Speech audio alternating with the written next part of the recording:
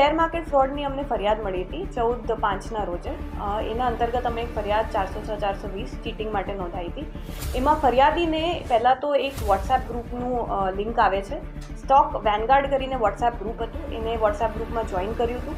એમાં શેર માર્કેટની ટિપ અને કયા શેર ખરીદવા માટેની બધી વિગતો શેર કરવામાં આવી હતી. 2 જણ શખ્સ જે હતા એ બનાવટી નામથી એમાં શેર કરતા હતા. અને પછી શેર્સમાં ઇન્વેસ્ટ કરવા માટે એક app.alicexa.com કરીને વેબસાઇટ હતી, જેના માધ્યમથી એને કુલ 1.97 કરોડના શેર્સ લીધા હતા. અને એ પછી એને એ રીતે કીધું હતું કે જે શેર્સ એ લઈ રહ્યા છે એમને માર્કેટ ભાવ 11 રૂપિયાનું છે, તો એમને ઓછા ભાવે 6 રૂપિયામાં આ શેર્સ મળશે.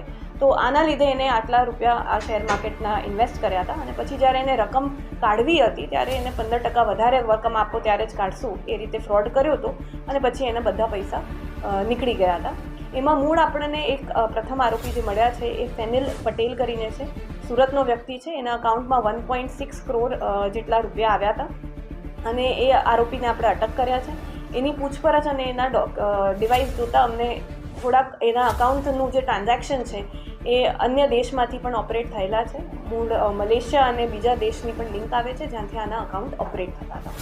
મૂળ એ અકાઉન્ટ આપતો હતો અને એ અકાઉન્ટ આપ્યા પછી એને બહુ અકાઉન્ટમાં શું વપરાશ છે એનું યુઝનું ખબર નહોતી, પણ એને અકાઉન્ટ વાપરવા માટે અને અકાઉન્ટ આપવા માટેના જે કમિશન મળ્યા હતા એનો લાભ હતો. આમાં આગળ લિંક અમે તપાસ કરીએ છીએ. 4 થી 5 આરોપી બીજા હોય એવી સંભાવના છે. મેલ આઈડી આ ફેનિલ પટેલનું જ હતું અને એને જે ઓલ્ટરનેટ જીમેલ એડ્રેસ આપ્યું હતું એ જીમેલ એડ્રેસનું પછી આની પાસે એને આપી દીધું હતું જેને એને માંગ્યું હતું. અને એના પછી એની પાસે ઓપરેટ કરવાનું રાઇટ્સ નહોતા અને એના માટે જ એને કમિશન લીધી હતી. કમિશન શું મળતું એ લોકોને? ટ્રાન્ઝેક્શન તમે કીધું વિદેશમાં થાય છે, તો કેટલા બેંક એકાઉન્ટના નામ? હજી અમે તપાસ કરીએ છીએ. જે એના ઈમેલ અકાઉન્ટ છે એના એડ્રેસે તમને બહારના લોકેશનના મળ્યા છે જ્યાંથી આ અકાઉન્ટ ઓપરેટ થતું હતું.